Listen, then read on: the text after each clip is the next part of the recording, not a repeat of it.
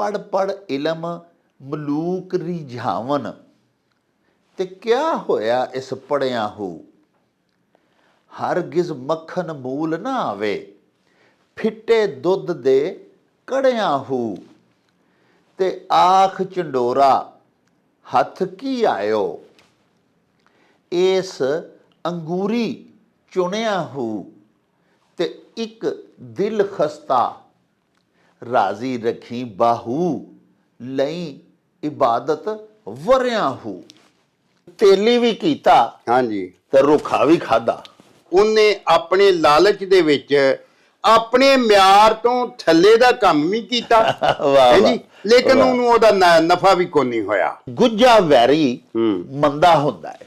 ਜਿਹੜਾ ਬੰਦਾ ਉਹਲੇ ਦੇ ਵਿੱਚ ਕਿਸੇ ਨਾਲ ਵੈਰ ਕਮਾਉਂਦਾ ਹੈ ਉਹਦੇ ਕੋਲੋਂ ਬਚਣਾ ਬੜਾ ਔਖਾ ਕੰਮ ਹੁੰਦਾ ਹੈ। ਗੁਣ ਤੇ ਔਗਣ ਔੜਕ ਨਿਗੜ ਕੇ ਹੀ ਰਹਿੰਦੇ ਨੇ। ਬੰਦਾ ਆਪਣੀਆਂ ਖਾਮੀਆਂ ਨੂੰ ਕੋਸ਼ਿਸ਼ ਕਰਦਾ ਲੁਕਾਵੇ ਹਾਂਜੀ ਲੇਕਿਨ ਜਿਹੜੀਆਂ ਖਾਮੀਆਂ ਉਹਦੇ ਅੰਦਰ ਹੁੰਦੀਆਂ ਨੇ ਉਹ ਅਖੀਰ ਜ਼ਾਹਰ ਹੋ ਕੇ ਰਹਿੰਦੀਆਂ ਨੇ। ਗੱਦੋਂ ਕੀ ਜਾਣੇ ਅੰਗੂਰੀ ਬਾਗ ਦੀਆਂ ਕਦਰਾਂ। ਅੰਗੂਰਾਂ ਦੇ ਬਾਗ ਦੀ ਕਦਰ ਦਾ ਖੋਤੇ ਨੂੰ ਕਾਹਦਾ ਪਤਾ ਹੁੰਦਾ ਹੈ। ਉਹਦੇ ਜਿਹੜਾ ਬੰਦਾ ਅੰਗੂਰ ਦੀਆਂ ਕਿਸਮਾਂ ਜਾਣਨ ਵਾਲਾ ਹੈ ਹਾਂਜੀ ਉਹੀ ਜਾਣ ਸਕਦਾ ਹੈ। ਕਦਰ ਫੁੱਲਾਂ ਦੀ ਬੁਲਬੁਲ ਜਾਣੇ ਸਾਫ਼ ਦਿਮਾਗਾਂ ਵਾਲੀ ਤੇ ਕਦਰ ਫੁੱਲਾਂ ਦੀ ਗਿਰਜ ਕੀ ਜਾਣੇ ਮੁਰਦੇ ਖਾਵਣ ਵਾਲੀ। ਗੱਲ ਕਰੀਏ ਜੱਗ ਪਾਉਂਦੀ ਹਾਂਜੀ ਤੇ ਰੋਟੀ ਖਾਈਏ ਮਨ ਪਾਉਂਦੀ। ਹਾਂਜੀ ਜਿਹੜੀ ਤੁਹਾਡੀ ਵਸੇਬੀ ਕਦਰਾਂ ਕੀਮਤਾਂ ਨੇ ਨਾ ਜੀ ਉਹਦੇ ਵਿੱਚ ਰਹਿੰਦਿਆਂ ਉਸ ਤਰ੍ਹਾਂ ਦਾ ਗੱਲ ਕਰੋ ਉਸ ਤਰ੍ਹਾਂ ਦਾ ਲਿਬਾਸ ਪਾਓ ਉਸ ਤਰ੍ਹਾਂ ਦੀ ਖਾਜ ਖਾਓ ਹੈ ਜੀ ਉਸ ਤਰ੍ਹਾਂ ਦਾ ਵਰਤ ਵਰਤਾਰਾ ਕਰੋ।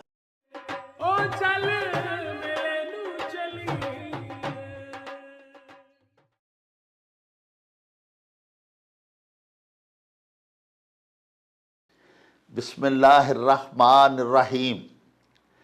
शुरू खुदा दे नामों जिसदा जोड़ जवाब न कोई जिसदी रहमत बख्शिश वाला अंत हिसाब न कोई।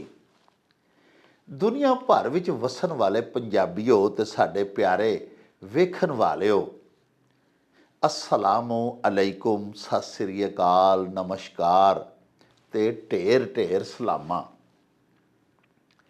पंजाबी माँ बोली दे जुबानों अदब ते सकाफत दे फरोग ते वधावे ते चढ़तल लई ते सिੱਖਿਆ ਲਈ शुरू ਕੀਤੇ ਜਾਣ ਵਾਲੇ ਤੁਹਾਡੇ ਆਪਣੇ YouTube ਚੈਨਲ ਮੇਲਾ ਟੀਵੀ ਦੇ ਉੱਤੇ ਤੁਹਾਨੂੰ ਦਿਲ ਦੀਆਂ ਡੂੰਘਾਈਆਂ ਤੋਂ ਸਤ ਬਿਸਮਿਲ੍ਲਾ ਤੇ ਜੀ ਆਇਆਂ ਨੂੰ ਆਖਨੇ ਆ। ਸਾਹਿਬੋ ਸਾਡੀ ਇਹ ਬੇਨਤੀ ਹੈ ਵੀ ਆਪਣੇ ਇਸ ਚੈਨਲ ਨੂੰ ਸਬਸਕ੍ਰਾਈਬ ਕਰ ਲਵੋ ਨਾਲ ਬਣਿਆ ਹੋਇਆ ਟੱਲੀ ਦਾ ਨਿਸ਼ਾਨ ਜ਼ਰੂਰ ਦਬਾਇਆ ਜੇ ਤਾਂ ਕਿ ਸਾਡੇ ਸਾਰੇ ਨੋਟੀਫਿਕੇਸ਼ਨਸ बर वक्त ਤੁਹਾਡੇ ਤਾਈਂ ਅੱਪੜ ਸਕਣ। ਪਿਆਰਿਓ ਸਾਡੇ ਵਲੌਗਸ ਨੂੰ ਲਾਈਕ ਤੇ ਸ਼ੇਅਰ ਵੀ ਕਰਿਆ ਕਰੋ ਤੇ ਆਪਣੇ ਕਮੈਂਟਸ ਸਾਨੂੰ ਜ਼ਰੂਰ ਭਿਜਵਾਇਆ ਕਰੋ ਕਿਉਂਕਿ ਤੁਹਾਡੇ ਕਮੈਂਟਸ ਇੱਕ ਤੇ ਸਾਡੇ ਲਈ ਬੜੀ ਹਲਾਸ਼ਰੀ ਦਾ ਮੂਜਬ ਹੁੰਦੇ ਨੇ ਤੇ ਦੂਜਾ ਪਿਆਰਿਓ ਅਸੀਂ ਤੁਹਾਡੇ ਕਮੈਂਟਸ ਤੇ ਤੁਹਾਡੀ ਗਾਈਡੈਂਸ ਦੇ ਚਾਨਣੇ ਆਪਣੀ ਗੱਲਬਾਤ ਨੂੰ ਮਜ਼ੀਦ ਨਿਖਾਰਨ ਸ਼ਿੰਗਾਰਨ ਤੇ ਸਵਾਰਨ ਦਾ ਆਰ ਤੇ ਯਤਨ ਵੀ ਕਰਦੇ ਰਹਿੰਦੇ ਆ। ਸਾਹਿਬੋ ਸਾਡੇ ਇੱਕ ਬੜੇ ਹੀ ਪਿਆਰੇ ਮਿੱਤਰ ਨੇ ਸਾਡੇ ਪੱਕੇ ਦਰਸ਼ਕ ਨੇ ਹਾਜੀ ਮੁਹੰਮਦ ਰਮਜ਼ਾਨ ਮਿਆਊ ਦੰਗਲ। ਉਹਨਾਂ ਸਾਨੂੰ ਹਜ਼ਰਤ ਸੁਲਤਾਨੁਲ ਆਰਿਫੀਨ ਸੁਲਤਾਨ ਬਾਹੂ ਦਾ ਇੱਕ ਬੜਾ ਹੀ ਮੱਤ ਭਰਿਆ ਦੋੜਾ ਭਿਜਵਾਇਆ ਹੈ ਤੇ ਹੁਕਮ ਦਿੱਤਾ ਹੈ ਕਿ ਅਸੀਂ ਇਸ ਦੋੜੇ ਦੀ ਸ਼ਰ੍ਹਾ ਇਹਦਾ ਮਤਲਬ ਤੁਹਾਡੇ ਹਜ਼ੂਰ ਬਿਆਨ ਕਰੀਏ। ਸਾਹਿਬੋ ਸੁਲਤਾਨੁਲ ਆਰਿਫੀਨ ਲਿਖਦੇ ਨੇ ਵੀ ਪੜ੍ਹ ਪੜ੍ਹ ਇਲਮ ਮਲੂਕ ਰਿਝਾਵਨ ਤੇ ਕਿਆ ਹੋਇਆ ਇਸ ਪੜ੍ਹਿਆ ਹੋ। ਹਰਗਿਜ਼ ਮੱਖਣ ਮੂਲ ਨਾ ਆਵੇ ਫਿੱਟੇ ਦੁੱਧ ਦੇ ਕੜਿਆ ਹੋ। ਤੇ ਆਖ ਚੰਡੋਰਾ ਹੱਥ ਕੀ ਆਇਓ ਇਸ ਅੰਗੂਰੀ ਚੁਣਿਆ ਹੋ। ਤੇ ਇੱਕ ਦਿਲ ਖਸਤਾ ਰਾਜ਼ੀ ਰੱਖੀ ਬਾਹੂ ਲਈ ਇਬਾਦਤ ਵਰਿਆ ਹੋ। ਪਿਆਰਿਓ, ਹਜ਼ਰਤ ਸੁਲਤਾਨੁਲ ਆਰਿਫੀਨ ਦਾ ਮਤਲਬ ਹੈ ਕਿ ਆਰਫਾਂ ਦਾ ਸੁਲਤਾਨ। ਹਜ਼ਰਤ ਸੁਲਤਾਨੁਲ ਆਰਿਫੀਨ ਜਾਣਨ ਵਾਲਿਆਂ ਦੇ, ਪਛਾਣਨ ਵਾਲਿਆਂ ਦੇ ਬਾਦਸ਼ਾਹ ਹੋ ਗੁਜ਼ਰੇ ਨੇ। ਅਜਿਹੇ ਲੋਕ ਜਿਹੜੀ ਮੱਤ ਦੀ ਗੱਲ ਨੂੰ ਸਮਝ ਸਕਣ, ਜਾਣ ਸਕਣ, ਉਹਨਾਂ ਨੂੰ ਆਰਫ ਆਖਿਆ ਜਾਂਦਾ ਹੈ। ਫਰਮਾਉਂਦੇ ਨੇ ਪਏ ਵੀ ਪੜ੍ਹ ਪੜ੍ਹ ਇਲਮ ਮਲੂਕ ਰਿਝਾਵਨ। ਕਿਆ ਹੋਇਆ ਇਸ ਪੜ੍ਹਿਆਂ ਹੋ?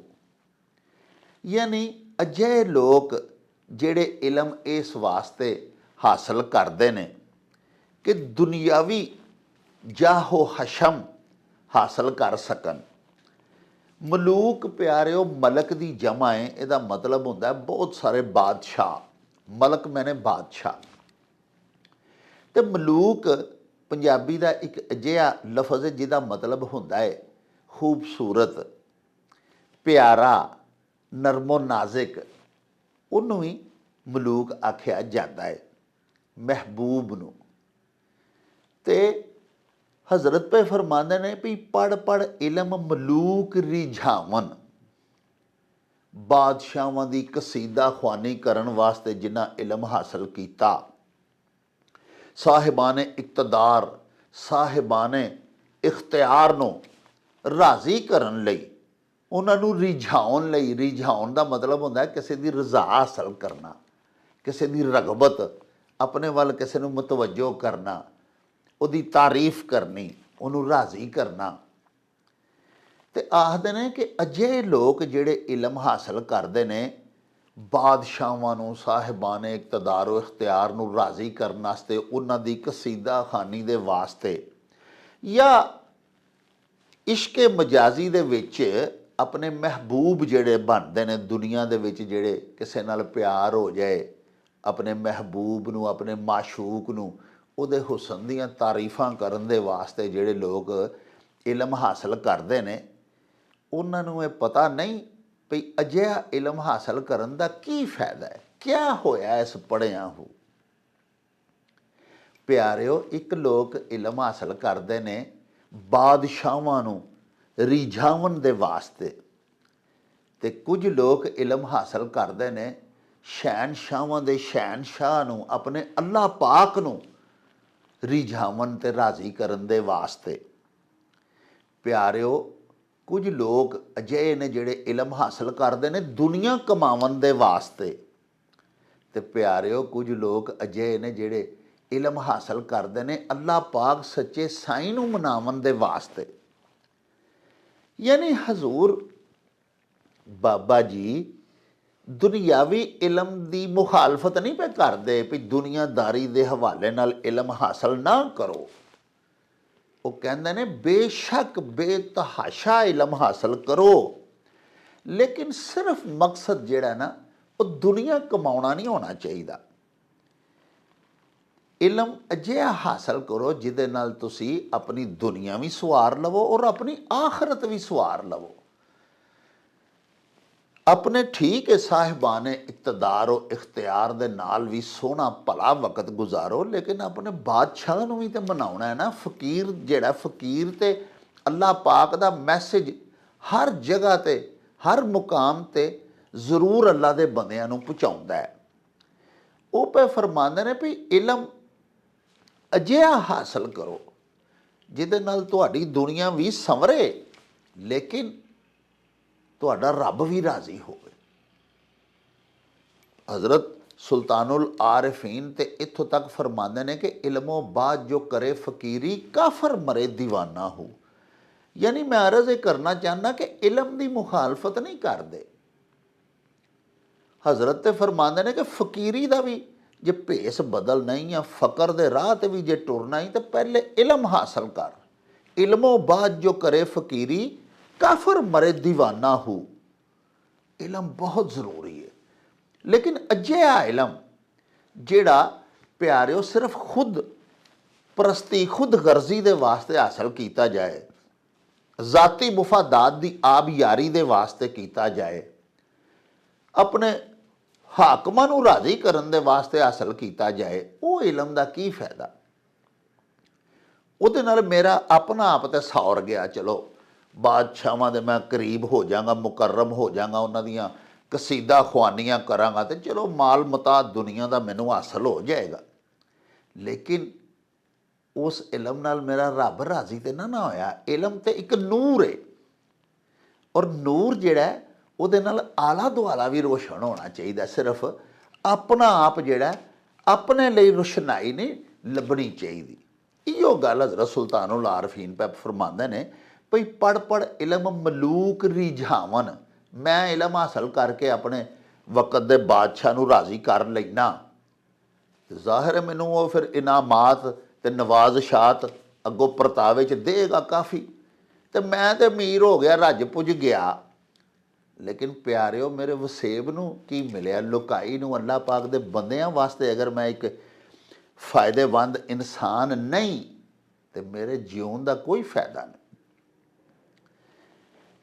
ਹੁਣ ਅਰਜ਼ ਮੈਂ ਕਰ ਰਿਹਾ ਸਾਂ ਕਿ ਆਪ ਨੇ ਪਹਿਲੇ ਮਿਸਰੇ 'ਚ ਤੇ ਇਹ ਫਰਮਾਇਆ ਕਿ ਅਜਿਹਾ ਇਲਮ ਹਾਸਲ ਕਰੋ ਜਿਹਦੇ ਨਾਲ ਤੁਹਾਡਾ ਦੀਨ ਦੁਨੀਆ ਔਰ ਆਖਰਤ ਤੱਕ ਸੌਰ ਜਾਏ। ਦੂਸਰੇ ਹੁਣ 2 ਮਿਸਰੇ ਅਜਿਹੇ ਨੇ ਜਿਨ੍ਹਾਂ ਦੇ ਵਿੱਚ ਹਜ਼ੂਰ ਮਿਸਾਲਾਂ ਦੇ ਰਹੇ ਨੇ। ਆਖਦੇ ਨੇ ਵੀ ਜਿਹੜਾ ਸਿਰਫ ਆਪਣੀ ਦੁਨੀਆ ਸਵਾਰਨ ਲਈ ਜਾਂ ਆਪਣੀ ਜ਼ਾਤ ਆਪਣੇ ਮੁਫਾਦਾਤ ਦੀ ਆਬਯਾਰੀ ਦੇ ਵਾਸਤੇ ਇਲਮ ਹਾਸਲ ਕਰਦਾ ਹੈ, ਉਹ ਆਖਦੇ ਨੇ ਵੀ ਉਹਨੂੰ ਇਹ ਯਾਦ ਰੱਖਣਾ ਚਾਹੀਦਾ ਕਿ ਹਰਗਿਜ਼ ਮੱਖਣ ਮੂਲ ਨਾ ਆਵੇ, ਫਿੱਟੇ ਦੁੱਧ ਦੇ ਕੜਿਆਂ ਹੋ। ਫਿੱਟਿਆ ਹੋਇਆ ਦੁੱਧ ਜਿਹੜਾ ਖਰਾਬ ਹੋ ਜਾਂਦਾ ਉਹਨੂੰ ਜਿੰਨਾ ਮਰਜ਼ੀ ਕਾੜ ਲਈਏ ਮੱਖਣ ਨਹੀਂ ਆਉਂਦਾ। ਦੁੱਧ ਦਾ ਪਿਆਰਿਓ ਆਖਰੀ ਉਹਦੇ ਕੋਲੋਂ ਜੋ ਅਸੀਂ ਹਾਸਲ ਕਰਨੇ ਆ ਨਾ ਜੀ, ਉਹ ਮੱਖਣ ਹੁੰਦਾ। ਯਾਨੀ ਦੁੱਧ ਨੂੰ ਅਸੀਂ ਜਾਗ ਲਾਉਂਦੇ ਹਾਂ, ਜਮਾਨੇ ਹਾਂ, ਕਾੜ ਕੇ ਫਿਰ ਉਹਦੇ ਬਾਅਦ ਉਹਨੂੰ ਰਿੜਕਦੇ ਹਾਂ ਤੇ ਮੱਖਣ ਨਿਕਲ ਆਉਂਦਾ। ਆਪ ਫਰਮਾਉਂਦੇ ਨੇ ਕਿ ਜਿਹੜਾ ਸਿਰਫ ਅਜਿਹਾ ਇਲਮ ਹਾਸਲ ਕਰਦਾ ਨਾ ਕਿ ਉਹ ਮਲੂਕ ਰਿਝਾ ਲਵੇ, ਆਪਣੀ ਦੁਨੀਆ ਸੰਵਾਰ ਲਵੇ, ਆਪਣੇ ਵਕਤ ਦੇ ਬਾਦਸ਼ਾਹ ਦਾ ਮੁਕਰਬ ਬਣ ਜਾਏ, ਮੁਸਾਹਿਬ ਬਣ ਜਾਏ, ਉਸ ਬੰਦੇ ਦੀ ਮਿਸਾਲ ਇਸ ਤਰ੍ਹਾਂ ਦੀ ਹੋਈ ਹੈ ਕਿ ਉਹਦਾ ਇਲਮ ਨਤੀਜਾ ਖੇਜ਼ ਸਾਬਤ ਨਹੀਂ ਹੋਏਗਾ, ਬਾਰਾਵਰ ਨਹੀਂ ਹੋਏਗਾ, ਸਮਰਦਾਰ ਨਹੀਂ ਹੋਵੇਗਾ। ਉਸੇ ਤਰ੍ਹਾਂ ਜਿਸ ਤਰ੍ਹਾਂ ਫਿੱਟੇ ਦੁੱਧ ਨੂੰ ਜਿੰਨਾ ਮਰਜ਼ੀ ਕਾੜ ਲਵੋ ਉਹਦੇ ਵਿੱਚੋਂ ਮੱਖਣ ਨਹੀਂ ਨਿਕਲਦਾ। ਇਸ ਵਾਸਤੇ ਅੱਲਾਹ ਪਾਕ ਸੱਚੇ ਸਾਈਂ ਨੂੰ ਰਾਜ਼ੀ ਕਰਨ ਵਾਲਾ ਜਿਹੜਾ ਮੱਖਣ ਹੈ ਨਾ, ਉਹ ਕਦੀ ਨਹੀਂ ਹਾਸਲ ਹੋ ਸਕਦਾ ਐਸੇ ਆਲਮ ਨੂੰ ਜਿਹਨੇ ਇਲਮ ਹਾਸਲ ਕੀਤਾ ਦੁਨੀਆ ਆਪਣੀ ਸਵਾਰਨ ਵਾਸਤੇ। ਅੱਲਾਹ ਪਾਕ ਨੂੰ ਰਾਜ਼ੀ ਕਰਨਾ ਜਿਹੜਾ ਨਾ ਇਹ ਉਹ ਭੁੱਲ ਗਿਆ। ਅੱਗੋਂ ਤੀਸਰੇ ਇਸੇ ਹੀ ਦੌੜੇ ਦੇ ਤੀਸਰੇ ਮਿਸਰੇ ਦੇ ਵਿੱਚ ਪੈ ਫਰਮਾਉਂਦੇ ਨੇ ਵੀ ਆਖ ਚੰਡੋਰਾ ਹੱਥ ਕੀ ਆਇਓ, ਇਸ ਅੰਗੂਰੀ ਚੁਣਿਆ ਹੋ। ਇਹ ਇਲਮ ਹਾਸਲ ਕਰਕੇ ਤੂੰ ਦੁਨਿਆਵੀ ਲਿਹਾਜ਼ ਦੇ ਨਾਲ ਤੇ ਉਹਦਾ ਤੇ ਮਰਤਬਾ ਹਾਸਲ ਕਰ ਲਿਆ, ਬਾਦਸ਼ਾਹਾਂ ਦੀਆਂ ਕਸੀਦਾ ਖਵਾਨੀਆਂ ਕਰਕੇ ਵਕਤ ਦੇ ਹਾਕਮ ਦੇ ਤੇ ਤੂੰ ਕਰੀਬ ਹੋ ਗਿਆ। ਲੇਕਿਨ ਤੇਰੀ ਮਿਸਾਲ ਭਲਿਆ ਉਸ ਚੰਡੋਲ ਜਾਂ ਚੰਡੋਰੀ ਵੀ ਉਹਨੂੰ ਆਖਦੇ ਨੇ, ਚੰਡੋਰਾ ਵੀ ਆਖਦੇ ਨੇ ਸਾਡੀ ਮਾਂ ਬੋਲੀ 'ਚ, ਇੱਕ ਪਰਿੰਦਾ ਪਿਆਰਿਓ ਜਿਹੜਾ ਜਦੋਂ ਕਿਸਾਨ ਬੀਜ ਖਿਲਾਰਦਾ ਤੇ ਛੋਟੀ ਛੋਟੀ ਫਸਲ ਕੌਂਪਲਾਂ ਫੁੱਟਦੀਆਂ ਨੇ ਨਾ, ਅੰਗੂਰੀ ਬਾਹਰ ਨਿਕਲਦੀ ਏ, ਤੇ ਉਹ ਪਰਿੰਦਾ ਆਉਂਦਾ ਤੇ ਉਹ ਚੁਗ ਚੁਗ ਕੇ ਨਾ ਆਪਣੀ ਚੁੰਝ ਦੇ ਨਾਲ ਤੇ ਉਹ ਸਾਰੀ ਅੰਗੂਰੀ ਪੁੱਟ ਛੱਡਦਾ। ਹੁਣ ਦੇਖੋ ਉਹਨੂੰ ਕੀ ਹੱਥ ਆਇਆ, ਉਹਨੇ ਇੱਕ ਕਿਸਾਨ ਦੀ ਫਸਲ ਬਰਬਾਦ ਕੀਤੀ, ਆਪਣਾ ਵਕਤ ਜ਼ਾਇਆ ਕੀਤਾ, ਔਰ ਉਹ ਫਸਲ ਬਰਬਾਦ ਕਰ ਛੱਡੀ ਜਿਹਨੂੰ ਉਹਨੇ ਆਪ ਖਾਧਾ ਵੀ ਨਹੀਂ, ਔਰ ਕੱਲ੍ਹ ਨੂੰ ਉਹੀ ਫਸਲ ਵੱਡੀ ਹੋ ਜਾਂਦੀ, ਉਹਦੀ ਕਟਾਈ ਹੁੰਦੀ, ਉਹਦੇ 'ਤੇ ਗੰਦਮ ਉਗਦੀ ਤੇ ਅੱਲਾ ਦੇ ਬੰਦੇ ਖਾਂਦੇ, ਉਹਨੇ ਅੱਲਾ ਦੇ ਬੰਦਿਆਂ ਨੂੰ ਵੀ ਨਾ ਖਾਣ ਦਿੱਤੀ ਉਹ ਫਸਲ। ਹੁਣ ਦੇਖੋ ਨਾ ਤੁਸੀਂ, ਉਹ ਆਖਦੇ ਨੇ ਅਜਿਹਾ ਜਿਹੜਾ ਆਲਮ ਹੈ ਨਾ ਉਹਦੀ ਮਿਸਾਲ ਉਸ ਚੰਡੋਰੇ ਪਰਿੰਦੇ ਵਾਂਗੂ ਹੈ, ਉਸ ਪੱਖੀ ਵਾਂਗੂ ਹੈ ਜਿਹੜਾ ਫਸਲ ਦੀ ਅੰਗੂਰੀ ਬਰਬਾਦ ਕਰ ਦਿੰਦਾ, ਆਪਣਾ ਵਕਤ ਵੀ ਬਰਬਾਦ ਕਰਦਾ, ਅੰਗੂਰੀ ਵੀ ਪੁੱਟ ਕੇ ਸੜ ਛੱਡਦਾ, ਉਹਦੇ ਕੰਮ ਨਹੀਂ ਆਉਂਦੀ ਕਿਉਂਕਿ ਉਹ ਖਾਂਦਾ ਹੀ ਨਹੀਂ, ਤੇ ਨਾ ਉਹ ਅੱਲਾਹ ਪਾਕ ਦੇ ਬੰਦਿਆਂ ਦੇ ਕੰਮ ਆਉਣ ਦਿੰਦਾ ਹੈ। ਇਹੋ ਜਿਹਾ ਜਿਹੜਾ ਆਲਮ ਹੈ ਨਾ ਜਿਹਨੇ ਮਲੂਕ ਰਿਝਾਨ ਦੇ ਵਾਸਤੇ ਜਾਂ ਦੁਨੀਆਦਾਰੀ ਕਮਾਉਣ ਦੇ ਵਾਸਤੇ ਇਲਮ ਹਾਸਲ ਕੀਤਾ, ਉਹਦੀ ਮਿਸਾਲ ਇੰਝ ਹੀ ਹੈ ਕਿ ਉਹ ਵਕਤ ਜ਼ਾਇਆ ਪਿਆ ਕਰਦਾ ਚੰਡੋਰੀ ਪਰਿੰਦੇ ਵਾਂਗੂ। ਉਹਦਾ ਇਲਮ ਕਿਸੇ ਨੂੰ ਫਾਇਦਾ ਨਹੀਂ ਦਿੰਦਾ, ਉਹਦਾ ਇਲਮ ਲੁਕਾਈ ਦੇ ਭਲੇ ਵਾਸਤੇ ਨਹੀਂ, ਉਹ ਤੇ ਬਾਦਸ਼ਾਹਾਂ ਦਾ ਤਕਰਬ ਹਾਸਲ ਕਰਨ ਦੇ ਵਾਸਤੇ ਵੀ ਨਾ, ਉਹਨਾਂ ਦੀਆਂ ਕਸੀਦਾ ਖਵਾਨੀਆਂ ਦੇ ਵਾਸਤੇ ਉਹਨੇ ਹਾਸਲ ਕੀਤਾ। ਇਲਮ ਐਸਾ ਹਾਸਲ ਕਰਨਾ ਚਾਹੀਦਾ ਹੈ ਜਿਹਦਾ ਬੰਦੇ ਨੂੰ ਆਪ ਨੂੰ ਵੀ ਫਾਇਦਾ ਹੋਵੇ, ਆਲੇ ਦੁਆਲੇ ਵਸਣ ਵਾਲੇ ਵਸੇਬ ਦੇ ਵਿੱਚ ਜਿਸ ਕਦਰ ਲੁਕਾਈਏ ਉਹਨਾਂ ਨੂੰ ਵੀ ਫਾਇਦਾ ਹੋਵੇ। ਅੱਲਾਹ ਪਾਕ ਸੱਚੇ ਸਾਹਿਬ ਦੀ ਰਜ਼ਾ ਦੇ ਹਸੂਲ ਦਾ ਜ਼ਰੀਆ ਵੀ ਉਹਦਾ ਇਲਮ ਹੋਵੇ ਤੇ ਰੱਬ ਵੀ ਰਾਜ਼ੀ ਤੇ ਰੱਬ ਦੇ ਬੰਦੇ ਵੀ ਰਾਜ਼ੀ ਹੋਣ।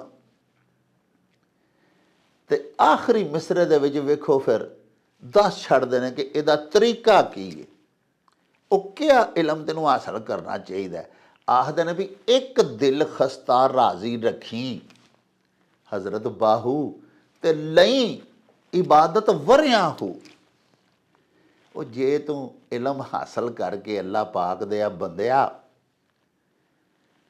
ਜਿਹੜੇ ਅੱਲਾਹ ਪਾਕ ਦੇ ਸ਼ਿਕਸਤਾ ਦਿਲ ਬੰਦੇ ਨੇ, ਜਿਨ੍ਹਾਂ ਦਾ ਦਿਲ ਜ਼ਖਮੀ ਹੋਇਆ ਹੋਇਆ ਹੈ, ਅਜਿਹੇ ਬੰਦੇ ਜਿਨ੍ਹਾਂ ਦੇ ਦਿਲ ਕਿਸੇ ਗੱਲੋਂ ਟੁੱਟੇ ਨੇ, ਜਿਹੜੇ ਪਰੇਸ਼ਾਨ ਹਾਲ ਨੇ, ਜੇ ਤੂੰ ਉਹਨਾਂ ਦਾ ਦਿਲ ਰਾਜ਼ੀ ਨਹੀਂ ਕੀਤਾ ਆਪਣੇ ਇਲਮ ਦੇ ਸਿਰ ਤੇ, ਆਪਣੇ ਇਲਮ ਦੇ ਬਲ ਤੇ, ਤੇਰਾ ਇਲਮ ਅੱਲਾਹ ਪਾਕ ਦੇ ਬੰਦਿਆਂ ਦੇ ਕੰਮ ਨਹੀਂ ਆਇਆ ਤੇ ਕੀ ਫਾਇਦਾ।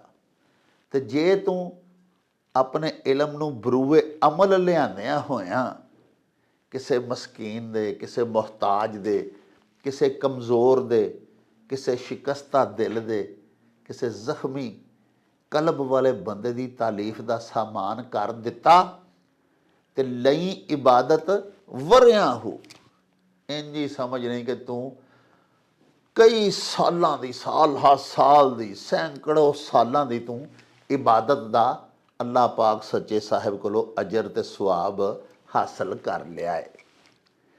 ਅਲਗਰਜ਼ ਪਿਆਰਿਓ, ਇਸ ਪੂਰੇ ਦੌੜੇ ਦੇ ਵਿੱਚ ਸਿਰਫ ਆਖਿਆ ਇਹੋ ਹੀ ਗਿਆ ਹੈ ਹਜ਼ਰਤ ਸੁਲਤਾਨੁਲ ਆਰਿਫੀਨ ਵੱਲੋਂ ਭਈ ਇਲਮ ਦਾ ਹਸੂਲ ਇੰਤਹਾਈ ਜ਼ਰੂਰੀ ਹੈ, ਲੇਕਿਨ ਇਲਮ ਅਜਿਹਾ ਹਾਸਲ ਕਰੋ ਜਿਹੜਾ ਨੂਰ ਹੋਵੇ, ਤੁਹਾਡੀ ਜ਼ਾਤ ਦੇ ਵਾਸਤੇ ਵੀ, ਤੁਹਾਡੀ ਦੁਨੀਆ ਵੀ ਰੋਸ਼ਨ ਹੋ ਜਾਏ, ਤੁਹਾਡੀ ਆਖਰਤ ਵੀ ਮੁਨੱਵਰ ਹੋ ਜਾਏ ਔਰ ਤੁਹਾਡਾ ਆਲਾ ਦੁਆਲਾ ਵੀ ਉਸ ਇਲਮ ਨਾਲ ਰੋਸ਼ਨ ਹੋਵੇ। ਤੁਸੀਂ ਅਜਿਹੇ ਕੰਮ ਕਰੋ, ਅਜਿਹੀਆਂ ਈਜਾਦਾਤ ਕਰੋ, ਅਜਿਹੀਆਂ ਮੁਸਬਤ ਸੋਚਾਂ ਸੋਚੋ ਆਪਣੇ ਇਲਮ ਦੇ ਬਲ ਦੇ ਉੱਤੇ ਕਿ ਇਨਸਾਨੀਅਤ ਦਾ ਭਲਾ ਹੋ ਜਾਏ। ਤੇ ਜਦੋਂ ਪਿਆਰਿਓ ਲੁਕਾਈ ਦਾ ਭਲਾ ਹੋਏਗਾ ਤੇ ਫਿਰ ਖਾਲਕ ਆਪੇ ਹੀ ਰਾਜ਼ੀ ਹੋ ਜਾਣਗੇ। ਸਾਹਿਬੋ, ਆਓ ਚਲੀਏ ਤੁਹਾਡੇ ਭਿਜਵਾਏ ਹੋਏ ਅਖਾਨ ਲੈ ਕੇ ਬਾਬਾ ਜੀ ਇਹਸਾਨ ਬਾਜਵਾ ਹੋਰਾਂ ਦੇ ਪਿੰਡ ਗਖੜਵਾਲੀ, ਤੇ ਬਾਕੀ ਗੱਲਾਂ ਬਾਤਾਂ ਉੱਥੇ ਹੀ ਚੱਲ ਕੇ ਤੁਹਾਡੇ ਨਾਲ ਸਾਂਝੀਆਂ ਕਰਾਂਗੇ। ਆਓ ਸਾਡੇ ਨਾਲ।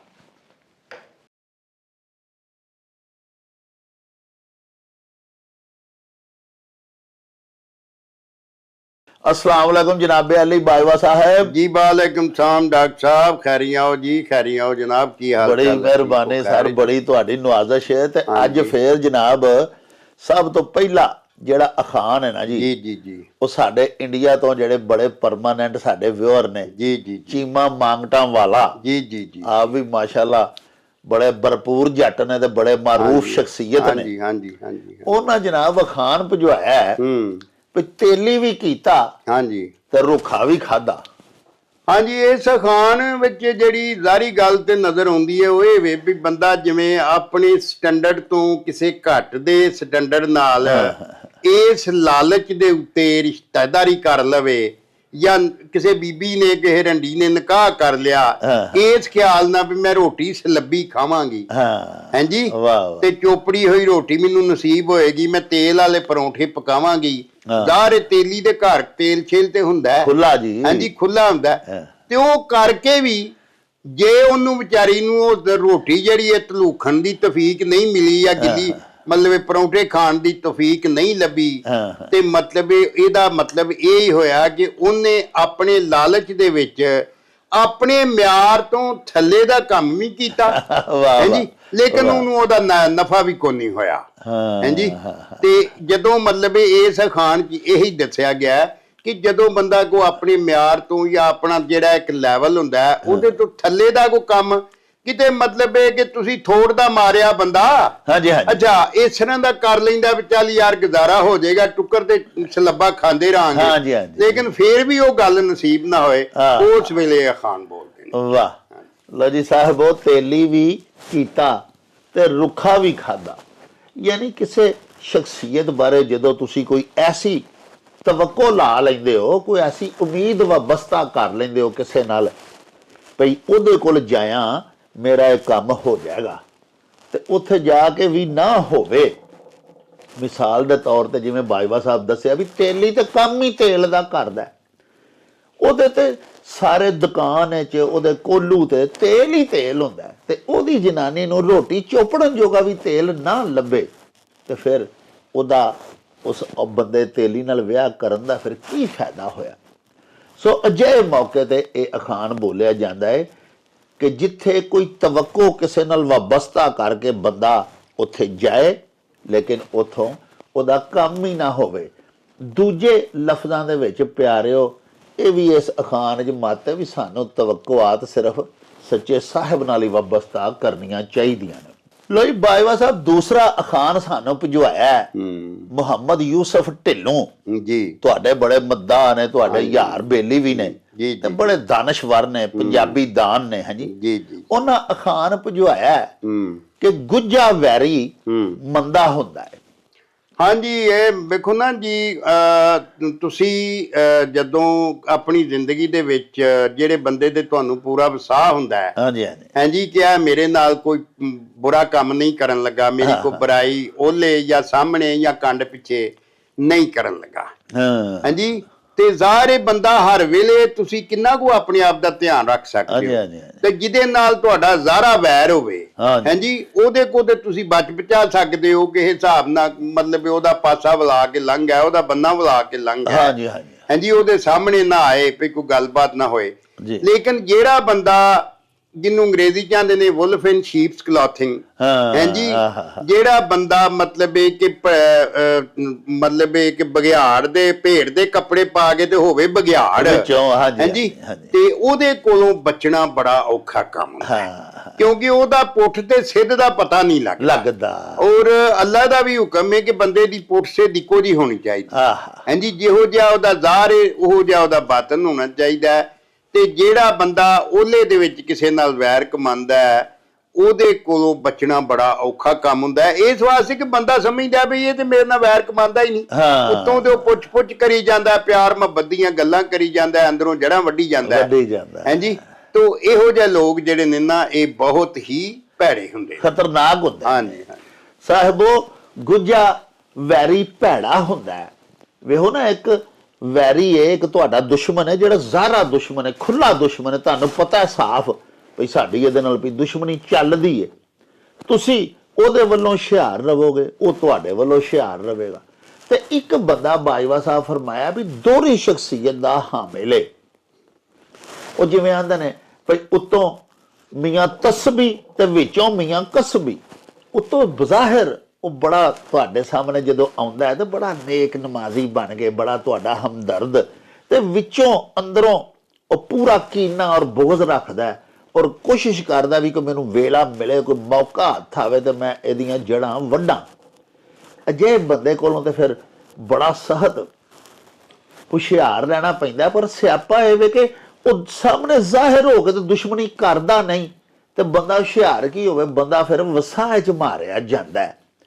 ਇਹੋ ਜਿਹੇ ਬੰਦੇ ਕੋਲੋਂ ਜਿਹੜਾ ਗੁੱਜਾ ਵੈਰੀ ਹੋਵੇ, ਲੁਕਿਆ ਆ ਪੋਸ਼ੀਦਾ, ਅੰਦਰੋਂ ਦੁਸ਼ਮਣੀ, ਬਾਹਰੋਂ ਸ਼ਕਲ ਮੋਮਨਾ, ਇਹ ਬਾਜਵਾ ਸਾਹਿਬ ਫਰਮਾਇਆ ਵੀ ਇਹੋ ਜਿਹੇ ਬੰਦੇ ਕੋਲੋਂ ਅੱਲਾ ਹੀ ਬਚਾਏ, ਕਿਉਂਕਿ ਉਹ ਪਤਾ ਹੀ ਨਹੀਂ ਲੱਗਣ ਦਿੰਦਾ ਕਿ ਉਹ ਤੁਹਾਡਾ ਦੁਸ਼ਮਣ ਹੈ। ਬਾਜਵਾ ਸਾਹਿਬ ਬਾਬਾ ਫਰੀਦ ਸ਼ੂਗਰ ਮਿਲਜ਼ ਉਕਾੜਾ ਦੇ ਜਨਰਲ ਮੈਨੇਜਰ ਨੇ ਜਾਵੇਦ ਇਕਬਾਲ ਕਾਲੂ ਸਾਹਿਬ, ਬੜੇ ਸਾਡੇ ਪਿਆਰੇ ਬੇਲੀ ਨੇ, ਸਾਡੇ ਮਿੱਤਰ ਔਰ ਸਾਡੇ ਜਨਾਬ ਮੁਸਤਕਿਲ ਨਾਜ਼ਰ ਨੇ ਜੀ ਜੀ ਜੀ ਉਹਨਾਂ ਅਖਾਣ ਭਜਵਾਇਆ ਕਿ ਗੁਣ ਤੇ ਔਗਣ ਔੜਕ ਨਿਗੜ ਕੇ ਹੀ ਰਹਿੰਦੇ ਨੇ। ਹਾਂਜੀ ਬਿਲਕੁਲ ਸਹੀ। ਵੇਖੋ ਜੀ, ਗੁਣ ਆਂਦੇ ਨੇ ਖੂਬੀ ਨੂੰ, ਔਗਣ ਆਂਦੇ ਨੇ ਖਾਮੀ ਨੂੰ। ਹਾਂਜੀ, ਕਿ ਬੰਦੇ ਦੇ ਵਿੱਚ ਜਿਹੜੀ ਖੂਬੀ ਹੈ ਜਾਂ ਜਿਹੜੀ ਖਾਮੀ ਹੈ ਨਾ, ਉਹ ਬੰਦਾ ਆਪਣੀਆਂ ਖਾਮੀਆਂ ਨੂੰ ਕੋਸ਼ਿਸ਼ ਕਰਦਾ ਲੁਕਾਵੇ। ਹਾਂਜੀ, ਲੇਕਿਨ ਜਿਹੜੀਆਂ ਖਾਮੀਆਂ ਉਹਦੇ ਅੰਦਰ ਹੁੰਦੀਆਂ ਨੇ ਉਹ ਅਖੀਰ ਜ਼ਾਹਰ ਹੋ ਕੇ ਰਹਿੰਦੀਆਂ ਨੇ। ਉਹਨਾਂ ਨੂੰ ਮਤਲਬ ਹੈ ਕਿ ਜਿੰਨਾ ਮਰਜ਼ੀ ਕੋਸ਼ਿਸ਼ ਕਰ ਲੈ, ਉਹਦਾ ਜਿਹੜਾ ਜ਼ਿੰਦਗੀ ਦਾ ਵਰਤਾਰਾ ਹੈ, ਕਿਤੇ ਨਾ ਕਿਤੇ ਉਹਦੀ ਉਹ ਖਾਮੀ ਜਿਹੜੀ ਹੈ, ਉਹਦਾ ਜਿਹੜਾ ਉਹ ਔਗਣ ਹੈ, ਹਾਂਜੀ, ਉਹ ਜ਼ਾਹਰ ਹੋ ਕੇ ਰਹਿੰਦਾ ਹੈ ਔਰ ਉਹ ਲੁਕਾਇਆ ਨਹੀਂ ਜਾ ਸਕਦਾ। ਤੇ ਖੂਬੀ ਵੀ ਜਿਹੜੀ ਹੈ ਉਹ ਬੰਦੇ ਦੀ, ਜਿੰਨੇ ਕਈ ਲੋਕ ਉਹ ਵੀ ਹੁੰਦੇ ਨੇ ਜਿਹੜੇ ਆਪਣੀਆਂ ਖੂਬੀਆਂ ਨੂੰ ਵੀ ਲੁਕਾਈ ਰੱਖਦੇ ਨੇ। ਹਾਂਜੀ, ਕਿ ਕਿਸੇ ਨੂੰ ਮੇਰੀਆਂ ਖੂਬੀਆਂ ਦਾ ਵੀ ਜਾਂ ਚੰਗਿਆਈਆਂ ਦਾ ਵੀ ਪਤਾ ਨਾ ਲੱਗੇ, ਕਿ ਮੇਰੀ ਲੋਕੀ ਉਸ ਵਜ੍ਹਾ ਨਾਲ ਐਵੇਂ ਝੂਠੀ ਇੱਜ਼ਤ ਨਾ ਕਰਨ। ਹਾਂਜੀ, ਤਾਂ ਉਹ ਵੀ ਜਿਹੜੀ ਹੈ ਨਾ ਉਹਦੇ ਅਮਲਾਂ ਤੋਂ ਜ਼ਾਹਰ ਹੋ ਜਾਂਦੀ ਹੈ। ਔਰ ਉਹਦਾ ਜਿਹੜਾ ਔਗਣ ਹੈ, ਮਤਲਬ ਕਿ ਯਾਨੀ ਉਹਦੀ ਜਿਹੜੀ ਬੁਰਾਈ ਹੈ, ਉਹ ਵੀ ਉਹਦੇ ਅਮਲਾਂ ਤੋਂ ਜ਼ਾਹਰ ਹੋ ਜਾਂਦੀ ਹੈ।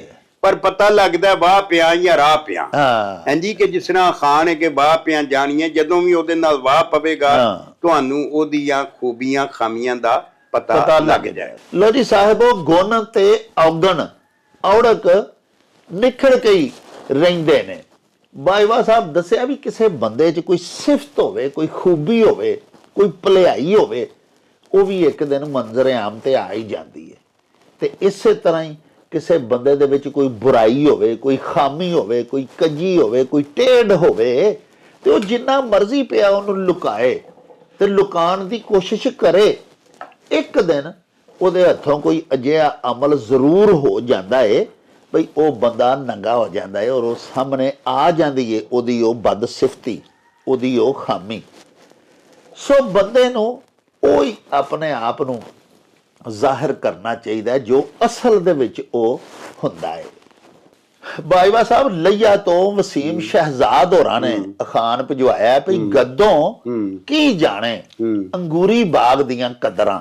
ਹਾਂਜੀ, ਵੇਖੋ ਜੀ, ਇਹਦੇ ਚ ਖਾਨ ਚ ਦੱਸਿਆ ਗਿਆ, ਗੱਦੋਂ ਆਖਦੇ ਨੇ ਗੱਦੇ ਨੂੰ, ਕਿਸੇ ਇਲਾਕੇ ਚ ਗਦੇਮ ਹੀ ਆਖਦੇ ਨੇ, ਕਿਤੇ ਗੱਦੇਮ ਹੀ ਆਖਦੇ ਨੇ, ਸਾਡੇ ਇਲਾਕੇ ਚ ਖੋਤਾ ਆਖਦੇ ਨੇ। ਤੇ ਇਹ ਮੁਖਤਲਿਫ ਜਿਹੜੇ ਲਹਿਜੇ ਨੇ ਪੰਜਾਬੀ ਜ਼ਬਾਨ ਦੇ, ਉੱਥੇ ਵੱਖ-ਵੱਖ ਮਤਲਬ ਹੈ ਕਿ ਇੱਕ ਸ਼ਾਇਦ ਕਈ ਨਾਂ ਨੇ। ਹਾਂਜੀ, ਤੇ ਇਹਦੇ ਹੀ ਦੱਸਿਆ ਗਿਆ ਕਿ ਖੋਤਾ ਜਿਹੜਾ ਹੈ ਉਹ ਮਤਲਬ ਉਹਦਾ ਦਿਮਾਗ ਇਸ ਮਿਆਰ ਦਾ ਨਹੀਂ ਹੁੰਦਾ ਕਿ ਅੰਗੂਰੀ ਬਾਗ ਦੀਆਂ ਜਿਹੜੀਆਂ ਮਤਲਬ ਕਦਰਾਂ ਨੇ, ਕਿ ਅੰਗੂਰਾਂ ਦੇ ਬਾਗ ਦੀ ਕਦਰ ਦਾ ਖੋਤੇ ਨੂੰ ਕਾਹਦਾ ਪਤਾ ਹੁੰਦਾ ਹੈ। ਉਹਦੇ ਜਿਹੜਾ ਬੰਦਾ ਅੰਗੂਰ ਦੀਆਂ ਕਿਸਮਾਂ ਜਾਣਨ ਵਾਲਾ ਹੈ, ਹਾਂਜੀ, ਉਹੀ ਜਾਣ ਸਕਦਾ ਹੈ। ਇਹ ਤੇ ਇਹਦਾ ਸਿੱਧਾ ਮੈਨਾ, ਲੇਕਿਨ ਜਿਹੜਾ ਆਮ ਇਹਦਾ ਰਮਜ਼ ਵਿੱਚ ਮੈਨਾ ਬਿਆਨ ਕੀਤਾ ਗਿਆ, ਉਹਦੇ 'ਚ ਦੱਸਿਆ ਕਿ ਜਿਹੜਾ ਬਦ ਸਿਫਤਾ ਬੰਦਾ ਹੈ, ਜਿਹੜਾ ਬੇਅਕਲਾ ਤੇ ਮੂਰਖ ਆਦਮੀ ਹੈ, ਉਹਦੇ ਕੋਲੋਂ ਕਦੀ ਵੀ ਮਤਲਬ ਇਹ ਕਿ ਕਿਸੇ ਚੰਗੀ ਤੇ ਮੰਦੀ ਸ਼ੈ ਦੀ ਸੰਝਾਣ ਕਰਨ ਦੀ ਤੋਕੋ ਨਹੀਂ ਲਾਈ ਜਾ ਸਕਦੀ, ਡਿਫਰੈਂਸ਼ੀਏਟ ਨਹੀਂ ਕਰ, ਉਹ ਨਹੀਂ ਕਰ ਸਕਦਾ। ਔਰ ਉਹ ਸਮਝਦਾ ਹੈ ਕਿ ਸਾਰਾ ਆਪਣੀ ਅਕਲ ਦੇ ਤਰੱਕੜੀ ਨਾਲ ਹੀ ਸਾਰਿਆਂ ਨੂੰ ਤੋਲਦਾ ਹੈ। ਜਦੋਂ ਕਿ ਹਰ ਸ਼ੈ ਦੀ ਵੇਖੋ ਨਾ, ਅੰਗੂਰ ਦੀ ਆਪਣੀ ਇੱਕ ਕਦਰ ਕੀਮਤ ਹੈ, ਕੇਲੇ ਦੀ ਆਪਣੀ ਹੈ, ਦੁਆਣੇ ਦੀ, ਕਖੜੀ ਦੀ, ਹਾਂਜੀ, ਉਹਨਾਂ ਵਿੱਚ ਫਰਕ ਕਰਨਾ ਉਹ ਹੀ ਬੰਦਾ ਕਰ ਸਕਦਾ ਜਿਹੜਾ ਅਕਲ, ਸਿਆਣਪ ਤੇ ਸੁਰਤੀ ਦਾ ਵਾਰਸ ਹੈ। ਹਾਂਜੀ, ਤੇ ਜਿਹੜਾ ਮਤਲਬ ਇਹ ਆਮ ਚੱਟੂ ਰੇੜਨ ਵਾਲਾ ਬੰਦਾ ਹੈ ਨਾ ਜੀ, ਉਹਦੇ ਕੋਲੋਂ ਇਹ ਆਸ ਨਹੀਂ ਲਾਈ ਜਾ ਸਕਦੀ। ਪਿਆਰਿਓ, ਗੱਦੋਂ ਕੀ ਜਾਣੇ ਅੰਗੂਰੀ ਬਾਗ ਦੀਆਂ ਕਦਰਾਂ।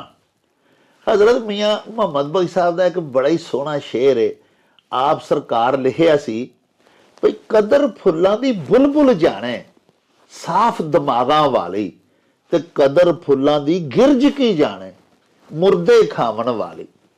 ਇਹੋ ਗੱਲ ਬਾਈਵਾ ਸਾਹਿਬ ਤੁਹਾਨੂੰ ਦੱਸੀ ਕਿ ਇੱਕ ਖੋਤਾ ਅੰਗੂਰਾਂ ਦੇ ਬਾਗ ਵਿੱਚ ਜਾ ਵੜਿਆ।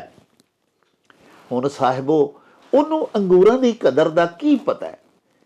ਖੋਤਾ ਤੇ ਸਾਡੇ ਵਸੇਬ ਦਾ ਇੱਕ ਅਜਿਹਾ ਬਦਕਿਸਮਤ ਜਾਨਵਰ ਹੈ ਕਿ ਜਿਹਨੂੰ ਚੰਗਾ ਨਰੋਇਆ ਛਟਾਲਾ ਪੱਠਾ ਵੀ ਨਹੀਂ ਲੱਭਦਾ। ਉਹ ਵਿਚਾਰਾ ਕਿਤੇ ਰੂੜੀਆਂ ਤੋਂ ਪਿਆ ਖਾਂਦਾ ਪੀਂਦਾ, ਕਦੀ ਕਿਤੋਂ ਪਿਆ ਘਾਹ, ਸੁੱਕੀਆਂ ਜੜ੍ਹਾਂ ਬੂਟੀਆਂ ਚਰ ਕੇ ਤੇ ਆਪਣਾ ਵਕਤ ਟਪਾਉਂਦਾ, ਆਪਣੀ ਹਯਾਤੀ ਗੁਜ਼ਾਰਦਾ। ਤੇ ਅਜਿਹਾ ਜਾਨਵਰ ਜਦੋਂ ਕਿਸੇ ਬਾਗ ਅੰਗੂਰਾਂ ਦੇ ਵਿੱਚ ਜਾ ਵੜੇ ਤੇ ਉਹਨੂੰ ਕੀ ਪਤਾ ਮੈਂ ਕਿੱਥੇ ਆ ਵੜਿਆ। ਯਾਨੀ ਕਿਸੇ ਬੜੇ ਆਲੀ ਸ਼ਾਨ ਤੇ ਆਲੀ ਦਿਮਾਗ ਬੰਦੇ ਦੀ ਮਹਿਫਲ ਦੇ ਵਿੱਚ ਕੋਈ ਅਨਪੜ੍ਹ ਜਿਹਾ ਨਾ ਖਵਾਂਦਾ ਜਿਹਾ ਬੰਦਾ ਵੀ ਜਾ ਵੜੇ ਤੇ ਉਹਨੂੰ ਅਹਿਸਾਸ ਨਹੀਂ ਹੋ ਸਕਦਾ, ਉਹਨੂੰ ਕਦਰ ਹੀ ਨਹੀਂ ਹੋ ਸਕਦੀ ਕਿ ਉਹ ਕਿੱਥੇ ਆ ਵੜਿਆ, ਤੇ ਉਹਨੂੰ ਇਸ ਮਹਿਫਲ ਦੇ ਤਕਾਜ਼ੇ ਤੇ ਆਦਾਬ ਕੀ ਨੇ ਉਹਨੂੰ ਪਤਾ ਹੀ ਨਹੀਂ ਲੱਗ ਸਕਦਾ। ਬਾਜਵਾ ਸਾਹਿਬ ਭਾਰਤ ਦੇ ਸ਼ਹਿਰ ਕਪੂਰਥਲਾ ਤੋਂ ਜੀ ਜੀ ਜੀ ਪਰਮਿੰਦਰ ਸਿੰਘ ਗਿੱਲ, ਹਾਂਜੀ ਹਾਂਜੀ, ਸਾਡੇ ਬੜੇ ਪਿਆਰੇ ਦੋਸਤ ਬੇਲੀ ਭਰਾ, ਹਾਂਜੀ ਹਾਂਜੀ, ਉਹਨਾਂ ਜਨਾਬ ਅਖਾਣ ਭਜਵਾਇਆ ਭਈ ਗੱਲ ਕਰੀਏ ਜੱਗ ਪਾਉਂਦੀ, ਹਾਂਜੀ, ਤੇ ਰੋਟੀ ਖਾਈਏ ਮਨ ਪਾਉਂਦੀ। ਹਾਂਜੀ, ਬੜੀ ਸੁਰਤੀ ਔਰ ਬੜੀ ਸਿਆਣਪ ਹੈ ਇਸ ਅਖਾਣ ਦੇ ਵਿੱਚ। ਜੀ ਜੀ, ਇਸ ਅਖਾਣ ਦੇ ਵਿੱਚ ਗੱਲਿਆ ਪਾਉਂਦੀ ਦਾ ਮਤਲਬ ਹੈ ਚੰਗੀ ਲੱਗਦੀ। ਹਾਂ, ਜਿਹੜੀ ਲੋਕਾਂ ਨੂੰ ਚੰਗੀ ਲੱਗਦੀ ਏ, ਲੋਕਾਂ ਦੇ ਲੈਵਲ ਤੇ ਰੱਖ ਕੇ ਗੱਲ ਕਰੋ। ਹਾਂ, ਹਾਂਜੀ, ਅਗਰ ਤੁਸੀਂ ਸੁਕਰਾਤ ਬੁਕਰਾਤ ਦੇ ਫਲਸਫੇ ਨੂੰ ਪੜ੍ਹਨ ਨਾ ਛੇੜ ਪਵੋਗੇ ਤੇ ਉਹਨਾਂ ਨੂੰ ਸਮਝ ਨਹੀਂ ਆਏਗੀ, ਉਹਨਾਂ ਦੇ ਉੱਤੋਂ ਦੀ ਲੰਘ ਜਾਏਗਾ। ਤੇ ਕਈ ਲੋਕ ਜਿਹੜੇ ਬੜੇ ਕਰੜੇ ਸੁਭਾਅ ਦੇ ਨੇ, ਹੋ ਸਕਦਾ ਤੁਹਾਡੇ ਕੋਲ ਗੱਲ ਵੀ ਪੈਣ ਦੀ ਕੋਸ਼ਿਸ਼ ਕਰੇ। ਹਾਂਜੀ, ਕਿ ਜੀ ਇਹਨੇ ਕਿਹੋ ਜੀ ਗੱਲ ਕਰ ਦਿੱਤੀ ਹੈ। ਦੇਖੋ ਨਾ, ਕਿਸੇ ਨੂੰ ਆਖੋ ਤੁਹਾਡੇ ਵਾਲਿਦ ਸਾਹਿਬ ਆ ਰਹੇ ਨੇ ਤੂੰ ਬੜਾ ਖੁਸ਼ ਹੁੰਦਾ ਹੈ, ਕਿਸੇ ਨੂੰ ਆਖੇ ਤੇਰੀ ਮਾਂ ਦਾ ਖਸਮ ਟੁਰਿਆ ਲਗਾ ਹੁੰਦਾ ਹੈ। ਇਹ ਗੱਲ ਜੱਗ ਪਾਉਂਦੀ ਨਹੀਂ ਕਿ ਕਿਸੇ ਨੂੰ ਉਹਦੇ ਸਾਹਮਣੇ ਇਹ ਆਖਣਾ ਕਿ ਤੇਰੀ ਮਾਂ ਦਾ ਖਸਮ ਪਿਆ ਹੁੰਦਾ ਹੈ, ਉਹ ਬੰਦਾ ਸਿਰ ਪਾੜਨ ਨੂੰ ਆ ਜਾਂਦਾ ਜੀ। ਇਸ ਵਾਸਤੇ ਜਿਹੜੀ ਤੁਹਾਡੀ ਵਸੇਬੀ ਕਦਰਾਂ ਕੀਮਤਾਂ ਨੇ ਨਾ ਜੀ, ਉਹਦੇ ਵਿੱਚ ਰਹਿੰਦਿਆਂ ਉਸ ਤਰ੍ਹਾਂ ਦਾ ਗੱਲ ਕਰੋ, ਉਸ ਤਰ੍ਹਾਂ ਦਾ ਲਿਬਾਸ ਪਾਓ, ਉਸ ਤਰ੍ਹਾਂ ਦੀ ਖਾਜ ਖਾਓ, ਹਾਂਜੀ, ਉਸ ਤਰ੍ਹਾਂ ਦਾ ਵਰਤ ਵਰਤਾਰਾ ਕਰੋ, ਤੇ ਤੁਹਾਡੀ ਲੋਕਾਂ ਦੀ ਨਜ਼ਰਾਂ 'ਚ ਤੁਸੀਂ ਇੱਜ਼ਤ ਵਾਲੇ ਬਣ ਜਾਓ। ਵਾਹ। ਤੇ ਜੇ ਤੁਸੀਂ ਵੱਖਰੀ ਮਤਲਬ ਇਹ ਕੋਈ ਨਵਾਂ ਕੰਮ ਜਾਂ ਵੇਖੋ ਨਾ, ਕੱਪੜੇ ਹੀ ਜਿਸ ਤਰ੍ਹਾਂ ਦੇ ਹੁਣ ਅੱਜ ਕੱਲ ਸ਼ਹਿਰਾਂ ਦੇ ਵਿੱਚ ਤੁਸੀਂ ਵੇਖਦੇ ਹੋ ਸਾਡੀਆਂ ਧੀਆਂ ਭੈਣਾਂ ਪਾਉਂਦੀਆਂ ਨੇ, ਹੁਣ ਇੱਥੇ ਸ਼ਹਿਰਾਂ 'ਚ ਪਿੰਡਾਂ 'ਚ ਆ ਕੇ ਕੋਈ ਪਾਏਗਾ ਤੇ ਉਹਨੂੰ ਨਾ ਸਿਆਣਾ ਲੋਕ ਜਾਂ ਬਜ਼ੁਰਗ ਲੋਕ ਆਖਣਗੇ ਕਿ ਧੀਏ ਭੈਣੇ ਕਿਸ ਤਰ੍ਹਾਂ ਦੇ ਕੱਪੜੇ ਪਾਏ, ਤੇ ਉਹ ਚੰਗਾ ਨਹੀਂ ਸਮਝਣਗੇ, ਨਫ਼ਰਤ ਕਰਨਗੇ। ਇੰਜ ਜਿਹੜਾ ਰੋਟੀ ਜਿਹੜੀ ਤੁਸੀਂ ਖਾਣੀ ਹੈ, ਲੋਕੀ ਪਏ ਆਖਣ ਜੀ ਫਲਾਣੀ ਸ਼ਾਇਦ ਦਾ ਬੜਾ ਮਜ਼ਾ ਹੁੰਦਾ, ਫਲਾਣੀ ਦਾ ਤੁਹਾਨੂੰ ਜਿਹੜੀ ਚੰਗੀ ਲੱਗਦੀ ਹੈ, ਜਿਹੜੀ ਤੁਹਾਡੇ ਸੁਭਾਅ ਨੂੰ ਚੰਗੀ ਲੱਗਦੀ ਹੈ, ਤੁਹਾਡੇ ਮਿਹਦੇ ਨੂੰ ਚੰਗੀ ਲੱਗਦੀ ਹੈ, ਤੁਸੀਂ ਉਹ ਹੀ ਖਾਓ। ਹਾਂਜੀ, ਤਾਂ ਕਿ ਤੁਸੀਂ ਠੀਕ ਰਹੋ।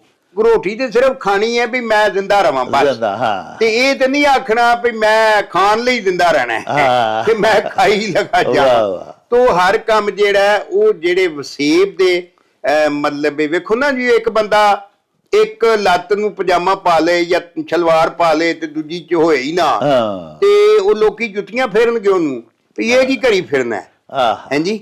ਤੋ ਜਿਹੜੇ ਵਸੇਬ ਦੇ ਵਿੱਚ ਰਹਿੰਦੇ ਹੋ ਨਾ, ਉਸ ਵਸੇਬ ਦੀਆਂ ਕਦਰਾਂ ਕੀਮਤਾਂ, ਸਾਡੀ ਤੇ ਬਦਨਸੀਬੀ ਏ ਕਿ ਸਾਨੂੰ ਇਹਨਾਂ ਪੰਜਾਬੀ ਤੋਂ ਤਰੋੜਿਆ, ਸਾਡੀਆਂ ਵਸੇਬੀ ਕਦਰਾਂ ਤੋਂ ਸਾਨੂੰ ਤਰੋੜ ਦਿੱਤਾ, ਸਾਡੀ ਰਹਿਤਲ ਤੋਂ ਤਰੋੜ ਦਿੱਤਾ, ਤੇ ਅਸੀਂ ਟੁੱਡ ਮਣਕਣੇ ਜੇ ਬਣ ਗਏ। ਹਾਂਜੀ, ਸਾਨੂੰ ਹੁਣ ਸਮਝ ਨਹੀਂ ਆਉਂਦੀ ਕਿ ਤਾਲੋਂ ਖੁੰਝੀ ਡੂਮਣੀ ਕਰਦੀ ਤਾਲ ਬਤਾਲ, ਨਾ ਇਹ ਪੂਰੇ ਅੰਗਰੇਜ਼ ਬਣ ਸਕਦੇ ਨੇ। ਇਹ ਗੱਲਬਾਤ ਵੀ ਕਰਨ ਲੱਗਣ ਤੇ ਜਨਾਬ ਅੰਗਰੇਜ਼ੀ ਤੋਂ ਸ਼ੁਰੂ ਕਰਨਗੇ, ਅੱਗੋਂ ਇਹਨਾਂ ਦੀ ਅੰਗਰੇਜ਼ੀ ਛੇਤੀ ਮੁੱਕ ਜਾਂਦੀ ਹੈ, ਫਿਰ ਉਰਦੂ ਤੇ ਆ ਜਾਂਦੇ ਨੇ, ਅੱਗੋਂ ਉਰਦੂ ਨਾਲ ਵੀ ਬਾਚੀਆਂ ਥੱਕ ਜਾਂਦੀਆਂ ਨੇ 15 ਮਿੰਟ ਤੋਂ ਬੋਲਣ ਤੋਂ ਬਾਅਦ, ਅਖੀਰੇ ਪੰਜਾਬੀ ਚ ਆ ਜਾਂਦੇ। ਤੇ ਬਿਹਤਰ ਇਹ ਵੇ ਕਿ ਆਪਣੇ ਅਸਲੇ ਦੇ ਲਾਗੇ ਕਿਉਂ ਨਾ ਰਵੇ ਬੰਦਾ। ਹਾਂਜੀ, ਇਹ ਅਖਾਣ 'ਚ ਮੱਤ ਦਿੱਤੀ ਗਈ ਹੈ ਕਿ ਆਪਣੇ ਅਸਲੇ ਦੇ ਲਾਗੇ ਰਹਿਣਾ ਚਾਹੀਦਾ ਹੈ, ਆਪਣੀ ਵਸੋਂ ਦੇ ਮੁਤਾਬਕ ਰਹਿਣਾ ਚਾਹੀਦਾ ਹੈ, ਉਸ ਤਰ੍ਹਾਂ ਦਾ ਜੀਵਨ ਗੁਜ਼ਾਰਨਾ ਚਾਹੀਦਾ ਹੈ। ਹਾਂਜੀ, ਉਸ ਤਰ੍ਹਾਂ ਦੀ ਗੱਲਬਾਤ ਕਰਨੀ ਚਾਹੀਦੀ ਹੈ ਤਾਂ ਕਿ ਤੁਸੀਂ ਲੋਕਾਂ ਦੇ ਦਿਲਾਂ ਦੇ ਵਿੱਚ ਆਪੇ ਇੱਕ ਧੜਕਣ ਬਣ ਜਾਓ। ਵਾਹ ਵਾਹ ਵਾਹ ਪਿਆਰਿਓ, ਗੱਲ ਕਰੀਏ ਜੱਗ ਪਾਉਂਦੀ ਤੇ ਅੰਨ ਖਾਈਏ ਜਾਂ ਰੋਟੀ ਖਾਈਏ ਮਨ ਪਾਉਂਦੀ। ਕਿੰਨੀਆਂ ਪਿਆਰੀਆਂ ਗੱਲਾਂ ਬਾਜਵਾ ਸਾਹਿਬ ਸੁਣਾਈਆਂ। ਤੁਸੀਂ ਦੇਖੋ ਨਾ ਕਿ ਜਦੋਂ ਅਸੀਂ ਜੱਗ ਯਾਨੀ ਕਿ ਪਬਲਿਕ ਦੇ ਵਿੱਚ ਜਾਂਦੇ ਆ, ਆਵਾਮ ਵਿੱਚ, ਲੁਕਾਈ ਦੇ ਵਿੱਚ ਅਸੀਂ ਜਾਂਦੇ ਆ, ਤੇ ਸਾਨੂੰ ਆਪਣੇ ਮੂੰਹ ਚੋਂ ਉਹ ਗੱਲ ਕੱਢਣੀ ਚਾਹੀਦੀ ਹੈ ਜਿਹੜੀ ਸੁਣਨ ਵਾਲਿਆਂ ਨੂੰ ਭਲੀ ਲੱਗੇ, ਚੰਗੀ ਲੱਗੇ, ਉਹਨਾਂ ਨੂੰ ਰਾਸ ਆਵੇ, ਉਹਨਾਂ ਦਾ ਫਾਇਦਾ ਹੋਵੇ, ਉਹਨਾਂ ਦੀ ਫਲਾਹ ਹੋਵੇ। ਅਜਿਹੀ ਗੱਲ ਮੂੰਹੋਂ ਨਹੀਂ ਕੱਢਣੀ ਚਾਹੀਦੀ ਜਿਹੜੀ ਸੁਣਨ ਵਾਲਿਆਂ ਨੂੰ ਬੁਰੀ ਲੱਗੇ, ਜਿਹਦੇ ਨਾਲ ਕੋਈ ਫਸਾਦ ਬਰਪਾ ਹੋ ਜਾਵੇ। ਫਿਰ ਦੂਜੀ ਵੱਡੀ ਗੱਲ ਹੈ ਵੇ ਕਿ ਜਿਸ ਤੁਸੀਂ ਮਹਿਫਲ 'ਚ ਗਏ ਹੋ, ਜਿਹੜੇ ਤੁਹਾਡੇ ਸਾਮਈਨ ਨੇ, ਜਿਹੜੇ ਤੁਹਾਡੀ ਗੱਲ ਪੈ ਸੁਣਦੇ ਨੇ, ਉਹਨਾਂ ਦੀ ਜ਼ਿਹਨੀ ਸਲਾਹੀਅਤ ਤੇ ਕਾਬਲੀਅਤ ਨੂੰ ਮੱਦੇ ਨਜ਼ਰ ਰੱਖ ਕੇ ਗੱਲ ਕਰਨੀ ਚਾਹੀਦੀ ਹੈ। ਬਾਜਵਾ ਸਾਹਿਬ ਨੇ ਵੇਖੋ ਨਾ ਕਿੰਨੀ ਪਿਆਰੀ ਗੱਲ ਕੀਤੀ। ਕਈ ਅਫਸਰ ਹੁੰਦੇ ਨੇ ਨਵੇਂ ਅਫਸਰ ਬਣ ਜਾਂਦੇ ਨੇ, ਇੱਕ ਗਰੀਬ ਮਾੜਾ ਪਿੰਡ ਦਾ ਕੋਈ ਮਸਕੀਨ ਕਿਸੇ ਮਸਲੇ ਦੇ ਵਾਸਤੇ ਉਹਨਾਂ ਦੀ ਖਿਦਮਤ 'ਚ ਹਾਜ਼ਰ ਹੋ ਗਿਆ। ਹੁਣ ਉਹਦੇ ਨਾਲ ਅਗਰ ਇੰਗਲਿਸ਼ ਪਿਆ ਬੋਲੇਗਾ, ਆਪਣਾ ਦੱਸੇਗਾ ਕਿ ਮੈਨੂੰ ਇੰਗਲਿਸ਼ ਬੜੀ ਆਉਂਦੀ ਹੈ, ਤੇ ਗਰੀਬ ਦਾ ਮਸਲਾ ਤੇ ਹੱਲ ਨਾ ਹੋਇਆ। ਤੈਨੂੰ ਤੇ ਅੱਲਾ ਨੇ ਅਫਸਰ ਇਸ ਵਾਸਤੇ ਬਣਾਇਆ ਕਿ ਸੈਯਦੁਲ ਕੌਮ ਖਾਦਮਹੁਮ, ਕੌਮ ਦਾ ਸਰਦਾਰ ਕੌਮ ਦਾ ਖਾਦਮ ਹੁੰਦਾ ਹੈ। ਉਹਦੇ ਨਾਲ ਉਹਦੀ ਜ਼ੁਬਾਨ 'ਚ ਗੱਲ ਕਰ। ਥੱਲੇ ਉਤਰਿਆ ਅੰਗਰੇਜ਼ੀ ਵਾਲੀ ਪੌੜੀ ਤੋਂ। ਸੋ ਬਰ ਮੌਕਿਆ, ਬਰ ਮਹਿਲ ਔਰ ਸਾਹਮਣੇ ਜਿਨ੍ਹਾਂ ਨਾਲ ਤੁਸੀਂ ਖਿਤਾਬ ਕਰਨਾ ਹੈ, ਉਹਨਾਂ ਦੀ ਜ਼ਿਹਨੀ ਸਲਾਹੀਅਤ, ਕਾਬਲੀਅਤ ਮੱਦੇ ਨਜ਼ਰ ਰੱਖ ਕੇ ਗੱਲ ਕਰਨੀ ਚਾਹੀਦੀ ਹੈ। ਇਸੇ ਤਰ੍ਹਾਂ ਬਾਜਵਾ ਸਾਹਿਬ ਤੁਹਾਨੂੰ ਸਮਝਾਇਆ ਵੀ ਖਾਣਾ ਵੀ ਉਹ ਚਾਹੀਦਾ ਜਿਹੜਾ ਤੁਹਾਡੇ ਮਿਜ਼ਾਜ ਨੂੰ ਮੁਆਫਕ ਹੈ, ਜਿਹੜਾ ਤੁਹਾਡੇ ਪਿੰਡੇ, ਤੁਹਾਡੇ ਮਿਹਦੇ ਨੂੰ ਰਾਸ ਹੈ।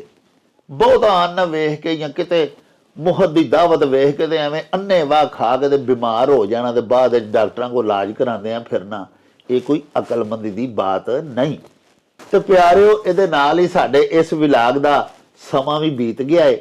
ਹੁਣ ਲਵਾਂਗੇ ਤੁਹਾਡੇ ਤੋਂ ਇਜਾਜ਼ਤ। ਲੈ ਯਾਰ ਹਵਾਲੇ ਰੱਬ ਦੇ ਤੇ ਮੇਲੇ 4 ਦਿਨਾਂ ਦੇ। ਉਸ ਦਿਨ ਈਦ ਮੁਬਾਰਕ ਹੋਸੀ, ਜਿਸ ਦਿਨ ਫੇਰ ਮਿਲਾਂਗੇ।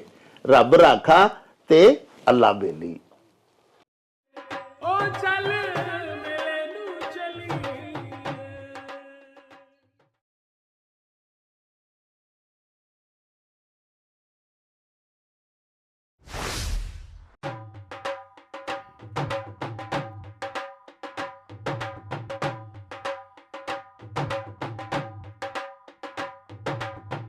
ਰੌਣਕ ਹੋ ਜਾਊ ਛੱਟ ਵੇ, ਚੱਲ ਮੇਲੇ ਨੂੰ ਚਲੀਏ। ਓ ਰੌਣਕ ਹੋ ਜਾਊ ਛੱਟ ਵੇ, ਚੱਲ ਮੇਲੇ ਨੂੰ ਚਲੀਏ। ਮੱਲਾ ਕੱਢ ਕੁੜਦੇ ਦੇ ਵੱਟ ਵੇ, ਚੱਲ ਮੇਲੇ ਨੂੰ ਚਲੀਏ। ਹਾਏ ਚੱਲ